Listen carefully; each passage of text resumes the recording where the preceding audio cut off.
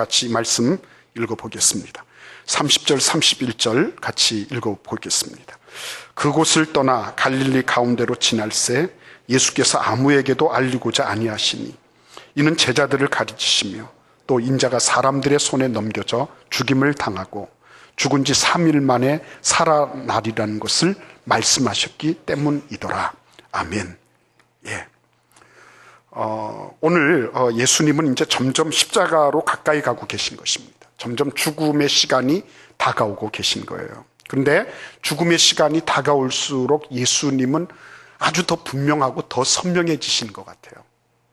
아주 더 본인 자신의 모든 선택권이나 이런 부분들을 아주 더 구체적이고 더 확실하게 좁혀나가시는 모습을 볼 수 있게 되는 것입니다. 근데 그 가운데 하나가 뭐죠? 제자들을 가르치셨다고 말씀하고 계신 장면입니다. 여러분, 이 제자들은 어떤 사람들이었죠? 아주 그냥 그 믿음이 충만해가지고 예수님이 딱 미소만 딱 지어도 예수님이 무슨 말씀을 하시는구나 뭐 이래가지고 척척척척 움직였던 사람들인가요?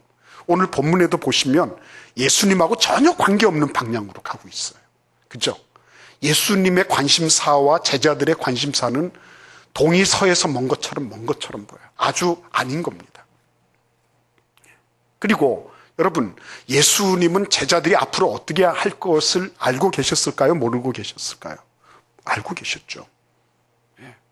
제자들이 얼마나 자기 자신을 배신할 것인지, 그 가운데 어떤 놈은 자기를 팔아버릴 것인지, 부활 이후에도 그 제자들 가운데 계속적으로 예수님에 대한 의혹과 의구심이 사그러지지 않았다는 거, 그거 다 알고 계신 거죠. 그럼에도 불구하고 예수님은 어떻게 하십니까? 제자들을 가르치시며 이렇게 말씀하시는 거예요. 제자들을 가르치시며. 그럼 왜 제자들을 가르치실까요? 이 사람들이 없으면은 내 사역이 앞으로 내가 부재할 때에 더 이상 피어나지 못할 거다. 그러니까 아주 실용적인 그런 생각을 가지시고 제자들을 전술 전략적으로 양육하고 계신 건가요? 저는 그렇게 생각한 적이 있었습니다. 지난 새벽 기도 때는 그렇게 설교했었어요. 멀리 봐야 된다고. 근데 여러분, 정말 그런 것일까요? 예수님이 그런 실용적이고 그리고 아주 전술 전략적으로 모든 것을 딱 짜셨기 때문에 제자들을 계속해서 가르치시려고 이렇게 하셨을까요? 우리 한번 요한복음 13장을 같이 보시겠습니다. 요한복음 13장 1절을 읽어보시겠습니다. 뭐라고 말씀하고 계십니까? 6월절 전에 예수께서 자기가 세상을 떠나 아버지께로 돌아가실 때가 이른 줄 아시고 아버지께로 세상에 있는 자기 사람들을 사랑하시되 끝까지 사랑하시니라. 아멘. 조건 없이 지금까지 사랑하셨던 것처럼 제자들이 앞으로 배반을 하든지 팔아먹든지 등을 돌리든지 무엇을 하든지 관계없이 어떻게 하시는 거예요? 끝까지 사랑하시니라. 끝까지. 예수님은 당신의 사랑을 상대적으로 격화시키지 않았어요. 예수님은 제자들이 어떤 조건을 가지고 이렇게 하니까 예수님 당신도 이렇게 하시겠다고 하지 않으셨어요. 예수님은 처음 가지셨던 그 사랑을 변함없이 끝까지 유지하신 것입니다. 그리고 영원히 유지하고 계신 거예요. 여러분들 혹시나 우리 가운데 내가 좀 하나님 앞에 어떻게 좀 뭘 해서 그래서 하나님이 나를 사랑하지 않으시는 것 같아 이런 생각을 가지고 있으시면 그러면은 그거는 성경적인 하나님과는 아니라는 것을 알아야 돼요. 예수님은 제자들이 배반했든지 팔아드셨든지 아니면은 고향으로 낙향하면서 등을 돌렸든지 관계없이 끝까지 사랑하신 분이에요. 내가 이렇게 했다고 해서 사랑하시고 저렇게 했다고 해서 하나님이 내치시는 분이 아니시라는 거. 예수님은 당신의 사랑을 다른 것으로 바꾸려고 하지 않으셨습니다.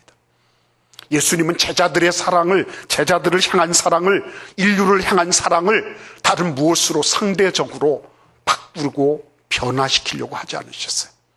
예수님은 대체 불가능한 사랑, 오로지 그냥 절대적인 사랑으로 처음부터 끝까지를 계속 관통해 가셨던 것입니다.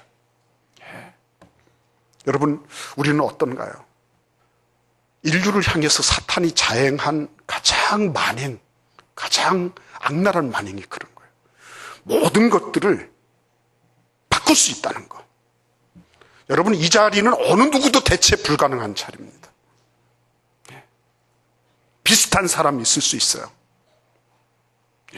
또 다른 사람이 어떤 역할을 할 수 있어요. 그러나 나라고 하는 존재가 하나님 앞에 예배하고 하나님을 찬양하고 주님 앞에 기도하는 이 자리는 나 말고 다른 누구도 영원 전부터 영원 후까지 아무도 없는 것입니다. 아무도. 독특한 존재예요. 하나님이 세워놓으신 가장 전무후무한 존재가 바로 여러분과 저예요. 그런데 그거를 사단 마귀는 어떻게 하죠? 바꿀 수 있다는 거예요. 바꿔도 괜찮다는 거예요. 예수님은 거기에 대해서 뭐라 그랬어요? 바꿀 수 없다는 것입니다. 비록 제자들이 믿음이 아직까지 성숙하지 못하고 그들의 삶이 계속적으로 꾸준한 충성심을 보이지 못한다 할지라도 그럼에도 불구하고 예수님은 어때요? 절대적인, 그죠? 절대적으로 너희들은 바꿔질 수 없는 존재이기 때문에 절대적인 사랑을 퍼붓고 계신 거예요. 이런 사랑을 받는 아이들은 행복한 것입니다. 내가 비록 빵점을 받아와도 우리 엄마 아빠가 절대적으로 나를 받아주셨다. 그런 아이들은 축복이에요. 나의 퍼포먼스, 내가 얼마만큼 성과를 가지고 있느냐에 따라서 들락날락 들쭉날쭉하는 그러한 모습이 아니고 일정하게 절대적인 지원을 받는 그런 아이들은요, 이 세상을 살아갈 때요 자신감 있고요 확신 있게 살아갈 수 있는 받침을 마련하고 있는 거예요. 여러분, 오늘 제자들은요, 예수님께서 당신들이 비록 부족하다 할지라도 끝까지 지원하시고 변함없이 사랑하신다는 것을 예수님의 가르치시는 모습을 보면서 확인할 수 있었습니다. 근데 여러분, 그 다음을 한번 보시겠습니까? 그 다음을 보시면 예수님이 지금 뭐라고 계시죠? 32절에 보시면, 31절에 보시면 또 인자가 사람들의 손에 넘겨져 죽임을 당하고 죽은 지 3일 만에 살아나리라는 것을 말씀하셨기 때문이라 이렇게 말하고 있습니다. 여러분, 여기에서 중요한 건 뭐죠? 지금 예수님은 제자들에 대한 사랑, 절대적으로 불변하는 사랑을 보여주셨어요. 그런데 이제는 뭐예요? 당신 자신의 사명을 말씀하고 계신 것입니다. 사명을 진술하고 계신 거예요. 내가 죽임을 당하고 죽은 지 3일 만에 다시 살아나야 될 것이다. 그것을, 그 사명을 지금 말씀하고 계신 것입니다. 대체 불가능한 사명. 내가 가야 할 길을 내가 간다고 하는 그 사명을 진술하고 계신 거예요. 여러분, 그러면 우리가 한번 누가복음 13장을 보시겠습니다. 13장 31절에서 32절을 한번 같이 읽어보겠습니다. 예수님이 헤롯에게 위협을 당하셨어요. 그래서 이번에는 바리새인들이 와서 얘기를 합니다. 빨리 여기를 떠나라고. 근데 예수님 이렇게 말씀하십니다. 31, 32절 읽어보겠습니다. 먼저, 곧 그때에 어떤 바리새인들이 나와서 이르되 나아가서 여기를 떠나소서. 헤롯이 당신을 죽이고자 하나이다. 이르시되 너희는 가서 저 여우에게 이르되 오늘과 내일은 내가 귀신을 쫓아내며 병을 고치다가 제3일에는 완전하여 지리라 하라. 근데 그 다음 33절 읽겠습니다. 그러나 오늘과 내일과 모레는 내가 갈 길을 가야 하리니 선지자가 예루살렘 밖에서는 죽는 법이 없느니라. 아멘. 오늘과 내일과 모레는 내가 갈 길을 가야 하리니 이렇게 말씀하십니다. 이게 지금 어떤 길이죠? 십자가의 길 아닙니까? 죽음의 길 아니에요. 그런데 이 길을 예수님께서 어떻게 하십니까? 그 길을 가신다는 거예요. 누가요? 당신 자신이 가신다는 거예요. 이 사명, 이 죽음의 길이지만 이 사명을 어떤 누구에게 맡기거나 누구를 대신시키거나 천사들을 불러서 하게 만들거나 하지 않으시고 본인 자신이 감당하시겠다는 거예요. 대체 불가능한 길을 대체 불가능한 사명으로 알고 그렇게 가고 계신 거예요. 네. 여러분, 이 장면에 대해서 참 저는 많은 생각을 하지 않을 수가 없었습니다. 요한복음 18장 11절에 보시면 예수님께서 이렇게 말씀하고 계십니다. 요한복음 18장 11절, 예수께서 베드로더러 이르시되 칼을 칼집에 꽂으라. 아버지께서 주신 잔을 내가 마시지 아니하겠느냐 하시니라. 아버지께서 주신 잔이라. 아버지께서 주신 잔. 예수님은 지금 본인이 영적인 그런 죽음을 당한다든지 내가 어떻게 한다든지 이게 아니라 그 사명이 누구로부터 왔다고요? 하나님 아버지께로부터 왔기 때문에 그 사명의 길을 지금 걷겠다고 말씀하고 계신 거예요. 달면 삼키고 쓰면 뱉잖아요. 그렇죠? 그런데 쓰든지 달든지 그것이 하나님 아버지께서 나에게 주신 잔이기 때문에 나는 그 사명으로 알고 난 그 길을 가겠다고 예수께서 말씀하시는 거예요. 위대하지 않습니까, 여러분? 대체 불가능하다는 것입니다. 아버지께서 나에게 주신 건데 누구한테 그거 뺏기냐 그러죠. 누구한테? 하나님이 나에게 주신 건데 나는 절대로 이것을 다른 무엇으로 바꾸지 않겠다는 그런 예수님의 모습을 보는 겁니다. 근데 여러분, 그 다음에 제자들은 이렇게 기록되어 있어요. 그 32절을 보시면 32절부터 34절을 한번 쭉 읽어보겠습니다. 그러나 제자들은 이 말씀을 깨닫지 못하고 묻기도 두려워하더라. 가버나움에 이르러 집에 계실새 제자들에게 물으시되 너희가 길에서 서로 토론한 것이 무엇이냐 하시되 그들이 잠잠하니 이는 길에서 서로 누가 크냐 하고 쟁론하였습니다. 아멘. 예. 제자들이 뭘 가지고 쟁론했죠? 누가 크냐? 누가 더 잘났냐는 거죠? 누가 더 잘났냐? 예. 누가 더 사람들에게 인기가 있고, 누가 더 사람들에게 설득력이 있고, 누가 더 사람들에게 인간적인 영향력을 더 미칠 수 있느냐는 거죠. 그거 물어보고 있는 것입니다. 근데 제자들이 이렇게 한 이유가 어디 있죠? 왜 그렇겠습니까? 제자들도 어린아이들은 아니잖아요. 지금 예수님이 얼마나 심각한 상황 속에 있다는 것을 제자들이 모를 리가 없죠. 근데 왜 이런, 어떻게 보면 이상한 이런 행동을 하고 그러면서 스스로 자기들 참 석연치 않은 그런 침묵 모드로 이렇게 들어가느냐는 거죠. 왜 그렇습니까? 충분히 우리는 생각할 수 있죠. 왜 그렇습니까? 예. 제자들은 사는 게 더 중요했어요. 틀림없이 제자들 가운데는 이런 생각을 했을 것입니다. 예수님, 당신께서 이렇게 말씀을 하시는데 나는 참 그거 더 알기 힘들어요. 예수님은 지금 우리하고 함께 계셔서 우리를 먹여 살리시고 우리에게 그렇게 행하신 것처럼 기적과 능력을 보여주시고 그리고 예수님의 그 따스하고 그 풍성한 그 넓은 가슴 속에 우리를 안아주셔야 돼요. 그런데 그런 뚱딴지 같은 소리 허들 마세요. 예수님. 예수님은 우리하고 천년 만년 살고 지고 이렇게 가셔야 돼요. 예. 예수님 그러기 때문에 우리는 예수님의 그 진실을 압니다. 그런데 우리는 살아야 되잖아요. 예수님.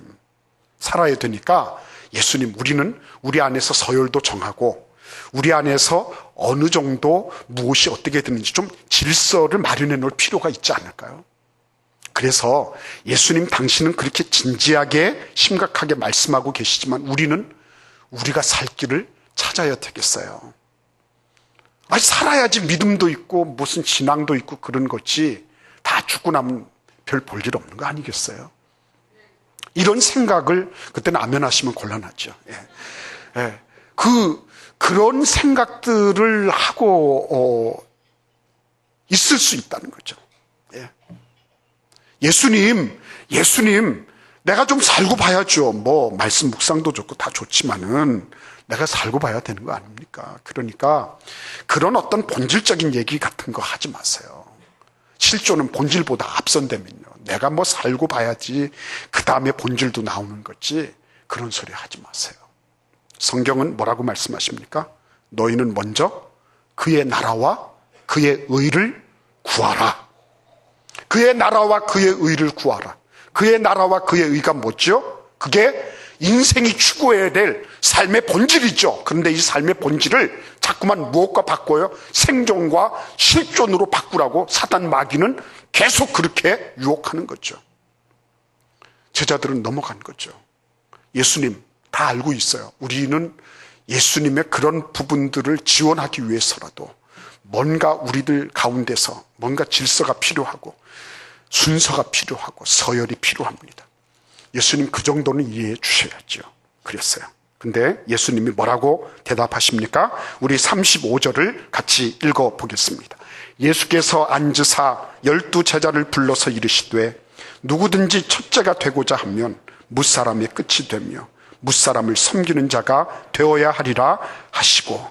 아멘. 예. 뭘 말씀하시는 것입니까? 뭘 말씀하시는 겁니까? 너희들 다 영향력 있고 너희들 다 첫째 자리에 서고 다른 사람들의 많은 인정을 받고 이렇게 하면서 살고 싶니?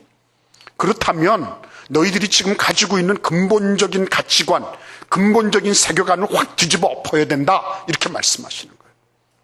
예. 여러분, 이 말씀을 마가복음 그 다음 장 10장 45절에서는 이렇게 기록하고 있습니다. 우리 같이 한번 10장 45절 읽어보겠습니다. 인자가 온 것은 섬김을 받으려 함이 아니라 도리어 섬기려 하고 자기 목숨을 많은 사람들의 대속물로 주려 함이니라. 아멘. 예수님이 오신 목적을 어디에다가 말씀하셨어요? 섬기는 것이 아니라는 거죠. 사람들에게 인정받고 높아지고 권력 있고 그리고 자기 마음대로 통제력을 발휘하고 하는 거, 그거 아니라는 거죠. 그게 아니라 뭐라고요? 섬김의 자리, 말석으로 내려가는 거예요. 맨 끝자리에 서는 것입니다. 맨 끝자리에 서는 거.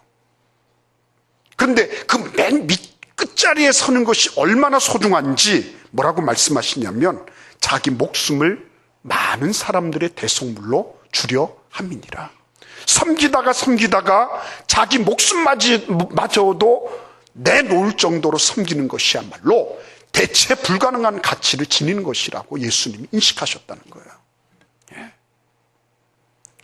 말석에 가서 앉는 것은 틀림없이 기분 좋은 일은 아니에요. 어떤 국회의원이 자기 자리 제대로 예우가 안 됐다고 엄청나게 화를 내고 그랬다면서요. 예.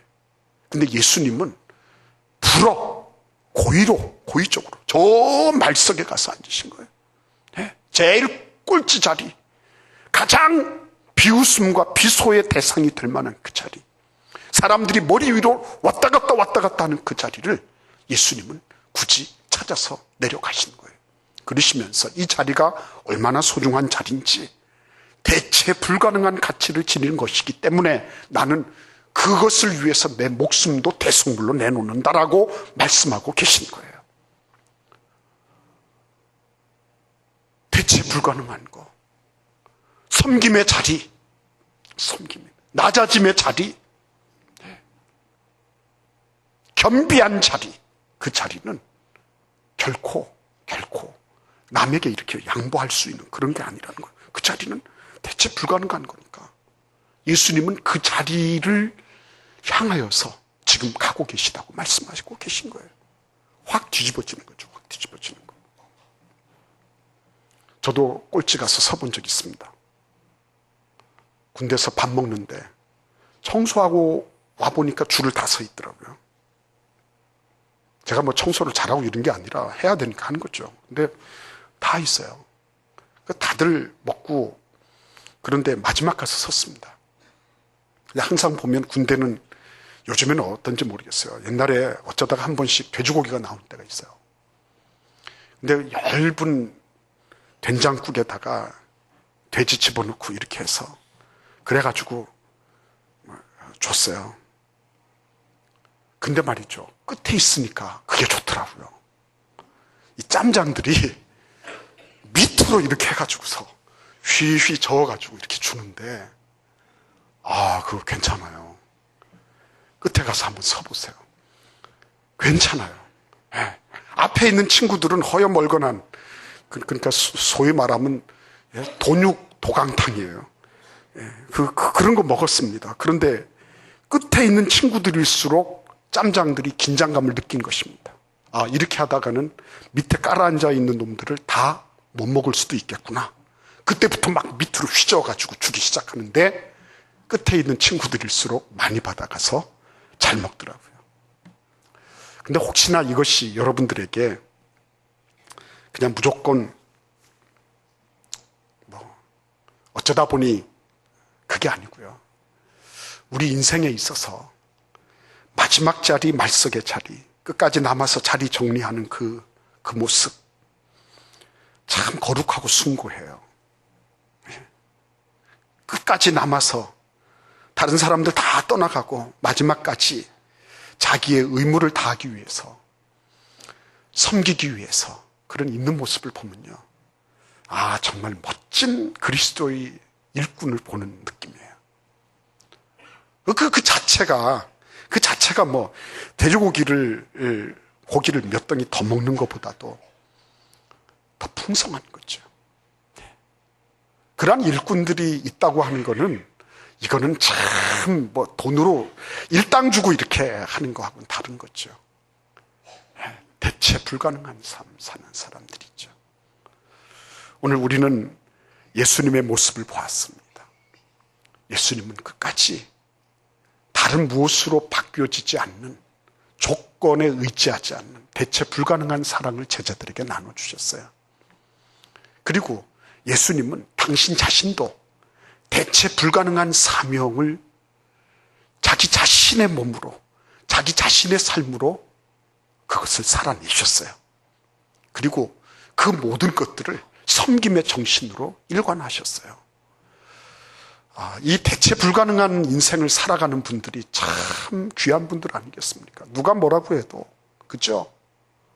누가 뭐라고 해도 내가 그 자리에 서서 다 그 일을 감당할 수 있는 것, 놀라운 축복이에요. 누가 찬양대를 알아주겠습니까? 체인버 누가 한다고 누가 뭐라 그러겠어요? 문화교실의 선생님들 누가 알아줍니까? 교회 학교면 뭐면 못 알아주고 안 알아주는 게 많죠. 그렇지만요, 자기 자신이 대체 불가능한 그런 사역을 감당하고 있다. 다른 사람이 혹시 와서 그런 역할을 대신할 수는 있겠지만, 그러나 내가 아니면 나를 사용하시고자 하시는 하나님 앞에 대체 불가능한 자원이 바로 나다. 그걸 아시는 분들은요, 위대한 예수 그리스도의 제자의 삶을 살아가는 분들이에요. 그런 분들이 예수님을 닮아가는 분들이고요, 그런 분들이 세상이 감당할 수 없는 믿음의 삶을 살아내는 분들이라고 저는 믿어요. 오늘 이 자리에 오신 한 분 한 분이 이런 대체 불가능한 삶을 살아가는, 그죠? 가정에서도 그런 삶 살아보세요. 우리 아버지를 누가 대신해 줍니까, 여러분? 옆집, 이웃집 아저씨가 비슷하게는 해줄 수는 있겠지만 아버지는 아니잖아요. 누가 내 아내와 같은 역할, 남편과 같은 역할을 해주겠어요? 불가능한 일이거든요. 대체 불가능한 삶을 살아가는 축복이 있기를 간절히 기원합니다.